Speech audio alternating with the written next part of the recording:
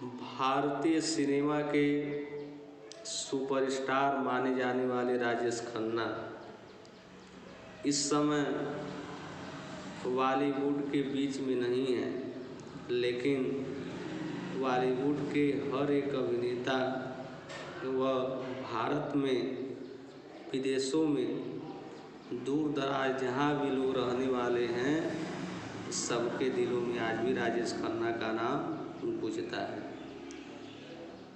ऐसी उनके अंदर काबिलियत थी कि जहाँ वो जाते सारे कैमरे उनकी ओर अचानक मुड़ाते। उनका एक गीत है, यूं तो अकेला भी अक्सर गिर के संभल सकता हूँ मैं, यूं तो अकेला भी अक्सर गिर के संभल सकता हूँ मैं, तुम जो पकड़ लो हाथ मेरा दुनिया बदल सकता हूँ मैं, यूं तो अकेला भी अक्सर गिर के संभल सकता हूँ मैं। भारतीय सिनेमा के पहले सुपरस्टार राजेश खन्ना जी, जिनका बचपन का नाम जतिन खन्ना था। 29 दिसंबर 1942 में इनका जन्म हुआ। इनके पिता का नाम लाला हीराचंद व माता का नाम चंद्रानी खन्ना था। इनके पिता हेडमास्टर की नौकरी किया करते थे। जो इस समय पाकिस्तान में वह स्कूल स्थित है, उसका नाम है कि एमसी हाई स्कूल पूरेवाला में। लाहौर से यह मुंबई आए और सरस्वती निवास में रहने लगे। वहीं उन्होंने स्कूली शिक्षा भी अर्जित की। उसी स्कूल में उनकी मुलाकात रवि कपूर से हुई। वहीं रवि कपूर जो आगे जाकर जितेंद्र बने। स्कूल और कॉलेज के दिनों में ही ये नाटक किया करते थे और कई मर्तबा इन्हें इंटर कॉलेज कंपटीशन में अवार्ड से भी नवाजा गया। और यह हमेशा कहा करते थे, बारिश की बूंदों से डरने वाले तूफान का कभी मुकाबला नहीं कर सकते। इन्हें उस समय काका के नाम से भी मशहूर यह थे। लोग कहते थे कि ऊपर आका और नीचे काका। यह कहावत चल गया था, ऊपर आका और नीचे काका। ऐसे नाट्य कार्यक्रम में यह बहुत ही अच्छे तरीके से जो इनको रोल दिया गया था उसे निभाए। जब कार्यक्रम समाप्त हो गया तो एक जज ने आकर इनसे कहा, बेटे क्यों नहीं तुम फिल्म में आजमाइश कर लेते हो। बस अब उनके मन में केवल एक ही बात गूंजता था, अब मुझे फिल्मों में कोशिश करना चाहिए। और अंकल के खन्ना ने, इनका नाम जतिन खन्ना था, जतिन से राजेश खन्ना रख दिया। ये उनके अंकल की देन है कि आज हम लोग जतिन खन्ना की जगह राजेश खन्ना जानते हैं। उस समय जो बड़े बड़े प्रोड्यूसर थे वो एक कार्यक्रम कराते थे। उस कार्यक्रम में सेलेक्टिंग पॉइंट हुआ करता था। वह प्रोड्यूसर थे BR चोपड़ा, बिमल राय, GP Sippy, Nasir Hussain, J Om Prakash, Mohan cycle, शक्ति सामंता जैसे बहुत ही मशहूर प्रोड्यूसर कार्यक्रम कराते थे। संयोग देखिए, ऐसे बहुत ही प्रसिद्ध प्रोड्यूसर के सामने इनका कार्यक्रम हुआ, रंगमंच का नाटक का कार्यक्रम हुआ। उसमें 3 लोगों का सिलेक्शन हुआ फिल्म करने के लिए। पहले नंबर में राजेश खन्ना, दूसरे नंबर में विनोद मेहरा और तीसरे नंबर में जो नाम था वह फरीदा जलाल का था। सेलेक्टिंग हो गया इनका, राजेश खन्ना जी सेलेक्ट हो गए और जिस फिल्म में यह पहले यह काम किए उसमें इन्होंने बीच में कुछ कहा कि खुदा कसम सेठ जी से इनकी मुलाकात होती है और कहते हैं कि खुदा कसम सेठ जी इधर खुदा पर यकीन हो गया, इंसान पर यकीन हो गया और यह पठान आपके यकीन पर कभी नहीं आँच देने देगा। शुरुआत 1966 में आखिरी खत से इनकी हुई। आखिरी खत के बाद कहा जाता है कि वैसे नहीं शुरुआत हुई, आखिरी खत के लिए जब इन्हें अभिनेता के बतौर पद पे जब इन्हें लिया गया तो पहले दिन इनकी शूटिंग होने वाली थी। सभी लोग इनको 8 बजे बुलाए। पहला दिन शूटिंग थी, सुबह 8 बजे इन्हें बुलाया गया था। इनको आदत के मुताबिक 11 बजे पहुँचे, 8 बजे के बजाय 11 बजे पहुँचते हैं। सब लोग देख रहे थे कि ये तो क्या लड़का है, यह तो अभी नया लड़का है और इसका पहला अभी शूट है और ऐसा कैसे हो सकता है। सब लोग आश्चर्यचकित से और घूर कर देख रहे थे।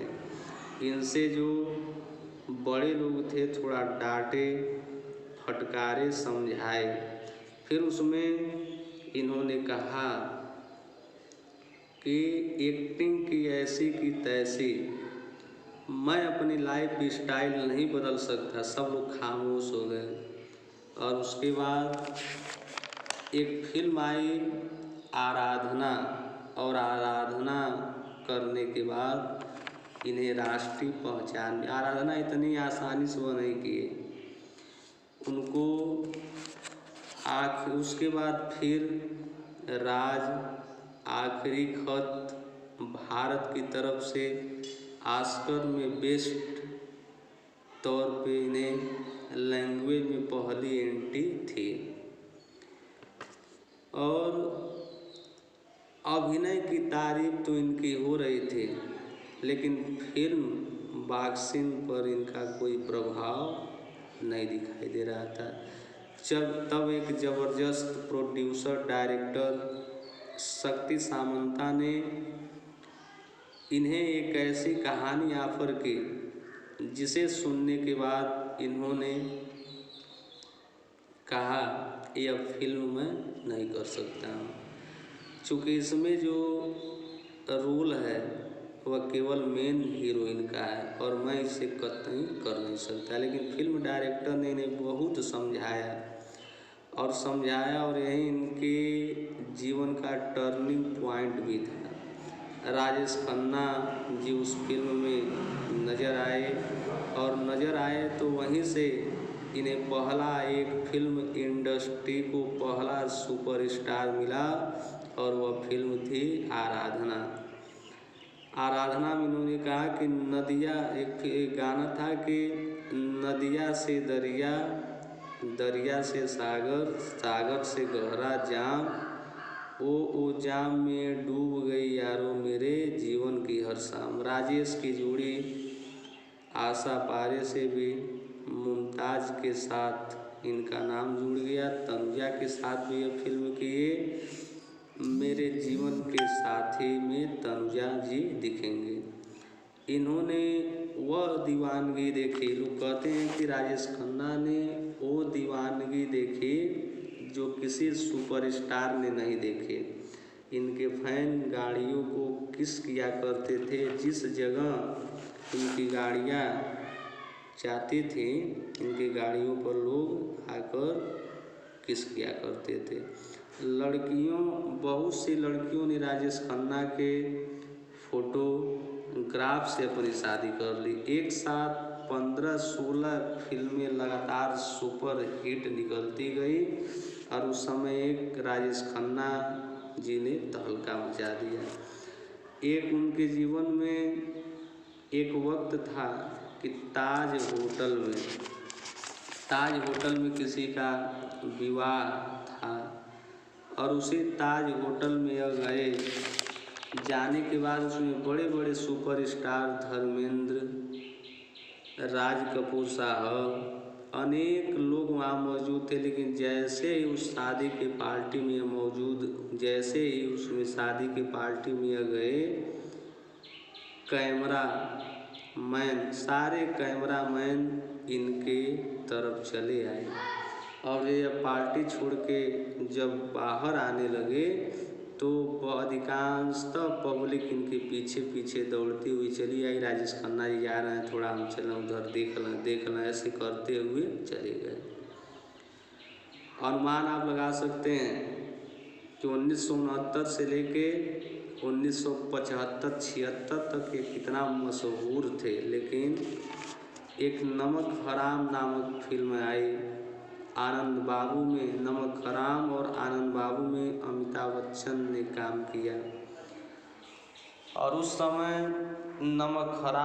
आनंद और नमक हराम में अमिताभ और राजेश खन्ना की एक्टिंग देखते हुए जो सैलून की जो दुकान रहती थी उसमें